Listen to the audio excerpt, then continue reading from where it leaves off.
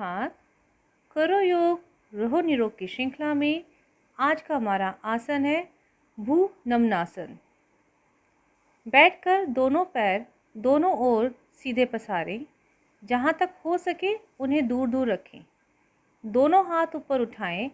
कमर झुकाते हुए दोनों हाथों से दोनों चरणों का स्पर्श करते हुए छाती तथा सिर को जमीन पर टिकाने का प्रयत्न करें। झुकने पर सांस छोड़ें। सांस लेते हुए हाथ ऊपर उठाएं। इस प्रकार 5 से 6 बार यह आसन करें। जब सिर भूमि का स्पर्श कर सकेगा तब उस चरम स्थिति को भू नमनासन भी कहते हैं। पीठ तथा रीढ़ की हड्डी या पिंडलियों पर ध्यान लगाएं। इस आसन को करने से पिंडलियां, जांघ, कमर एवं पीठ को शक्ति मिलती है, टोन कम होती है। धन्यवाद। नमस्कार साथियों, आज का सुविचार thought of the day. Life is the most difficult exam. Many people fail because they try to copy others, not realising that everyone has a different question paper. ज़िंदगी एक कठिन परीक्षा है। ज़्यादातर लोग इसमें असफल हो जाते हैं क्योंकि वे दूसरों की नकल करते हैं। वे ये नहीं समझ पाते कि सबके प्रश्न पत्र अलग अलग हैं, अर्थात सभी के जीवन में समस्याएं एक समान नहीं होती। इसलिए हमें दूसरों की नकल न करते हुए अपनी समस्याओं को अपने विवेक अनुसार हल करना चाहिए। धन्यवाद। नमस्कार। आज 24 सितंबर को सभी विद्यालयों में मीना का जन्मदिन मनाया जा रहा है। लेकिन ये मीना आखिर है कौन? बालिकाओं के मुद्दों को सरल एवं सहज रूप से समझने के लिए मीना नाम की लड़की का एक काल्पनिक चरित्र बनाया गया है। प्रत्येक वर्ग एवं समाज की बालिकाएं स्वयं का इससे जुड़ाव महसूस कर सकते हैं। मीना एक उत्साही और विचारवान किशोरी है जिसमें उमंग, उल्लास, सहानुभूति एवं सहायता का भाव है। वह समस्याओं और सामाजिक बाधाओं के विरुद्ध लड़ने का जज्बा रखती है और समस्या समाधान हेतु किसी से बातचीत करने में हिचकिचाती नहीं है। मीना अपने माता पिता, दादी राजू और बहन रानी के साथ रहती है। मिट्ठू तोता उसका प्यारा दोस्त है। मीना की कहानियाँ बच्चों के जीवन के चारों तरफ घूमती हैं। मीना की कहानियाँ बच्चों के बचपन में ही लड़की लड़के की भूमिकाओं के बीच स्वस्थ एवं बेहतर संबंधों का रूप दिखाती हैं। ये कहानियाँ किसी को उपदेश नहीं देती। नमस्कार। मीना के जन्मदिन पर मीना की कहानियों में से एक कहानी है बेटियों की पढ़ाई। मीना रोज़ स्कूल जाती थी। वह रास्ते में लड़कियों को देखती जो अपना पूरा समय घर के कामों में निकाल देते। उनके घर वालों का भी कहना था कि इन्हें तो केवल घर का काम ही करना है। मीना को उन्हें देखकर बहुत दुख महसूस होता। उन लड़कियों की शादी छोटी उम्र में करा दी जाती। शादी के बाद उन्हें बहुत कुछ सहन करना पड़ता। मीना ने उन सभी को जागरूक करने के लिए एक नाटक का आयोजन किया। राजू और मिट्ठू तोते की मदद से पढ़ाई का लड़कियों के लिए महत्व बताया। लड़कियों को लड़कों के समान पढ़ाई की आवश्यकता है। नाटक मंचन में लड़कियों के लिए पढ़ाई को आवश्यक बताया गया। उस नाटक के बाद लोगों में जागरूकता आई। मीना उन सभी के साथ रोज़ स्कूल जाने लगी तथा बाद में उन्हीं में से कुछ लड़कियां शिक्षिका बनकर गांव में ही पढ़ाने लगी। यह देखकर सबको बहुत खुशी महसूस हुई। मीना की बात अब उन सभी के अभिभावकों को समझ में आ गई थी। यह देखकर सब हर्षित महसूस हुए। बेटी शिक्षा है ज़रूरी, इससे ना करो कोई इनकार। पढ़ लिख कर वो काम करेगी, जगत में ऊंचा नाम करेगी। धन्यवाद। नमस्कार। आज मीना का जन्मदिन है। पेश है मीना की कहानी छोटी सी दुल्हन।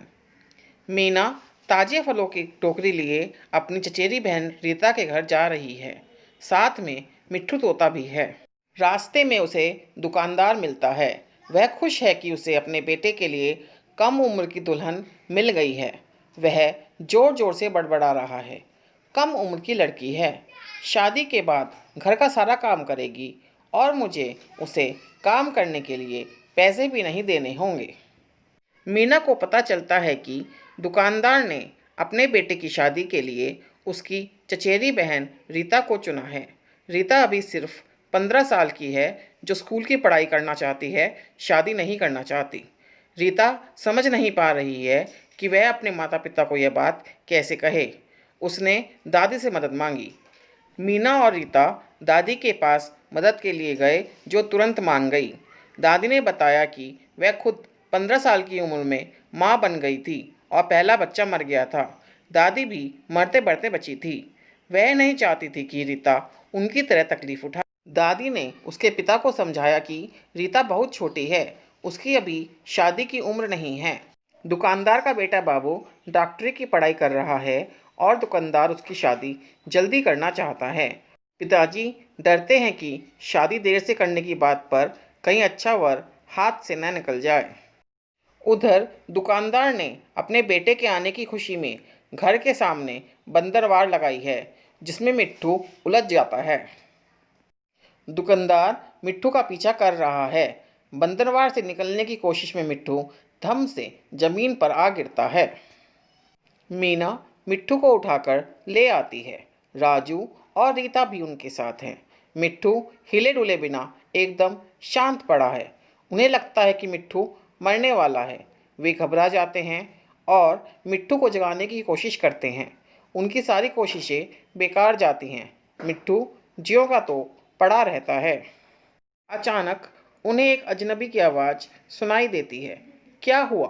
वह अजनबी पूछता है। नौजवान जानता है कि उसे क्या करना चाहिए। वह मिट्ठू की जांच करता है और पट्टी निकालकर सिर पर बांध देता है। मिट्ठू को जल्दी ही होश आ जाता है। मिट्ठू को होश में आया देखकर मीना और राजू खुशी से उछल पड़ते हैं। नौजवान रीता की तरफ देखता है और रीता शर्मा जाती है। यह नौजवान दुकानदार का बेटा है। दुकानदार उसे देखते ही खुश हो उठता है और कहता है, तुम्हारे लिए खुशखबरी है। मैंने तुम्हारी शादी के लिए कम उम्र की लड़की देख ली है। नौजवान बाबू कम उम्र की लड़की से शादी करने के लिए मना कर देता है। इससे उसके पिता की खुशी गुस्से में बदल जाती है। बाबू अपने पिता को समझाता है, रीता अभी बहुत छोटी है। 18 वर्ष से कम उम्र की लड़कियों की शादी करना गैर कानूनी है। कम उम्र की लड़की का माँ बनना भी सुरक्षित नहीं है। मीना को जब यह पता लगता है कि इसी डॉक्टर से रीता की शादी की बात चल रही है, तो वह उसे बताती है कि रीता पढ़ाई करने के लिए बहुत उत्सुक है। डॉक्टर कहता है कि रीता को पढ़ाई जरूर पूरी करनी चाहिए। वह रीता के पिता से मिलकर उन्हें भी समझाता है कि रीता अभी शादी के लिए बहुत छोटी है। दादी माँ को एक तरकीब सूझती है। फैसला होता है कि बाबू और रीता की सगाई हो जाए और शादी 3 साल के बाद। इस बीच दोनों अपनी अपनी पढ़ाई पूरी कर लेंगे। रीता खुशी से मीना को गले लगा लेती है। सब समझ गए हैं कि 18 साल तक की उम्र पढ़ने की होती है, शादी की नहीं। चलते चलते में हमारी आज की गतिविधि बालिका शिक्षा पर आधारित है।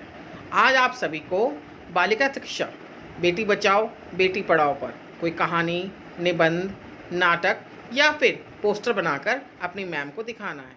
धन्यवाद।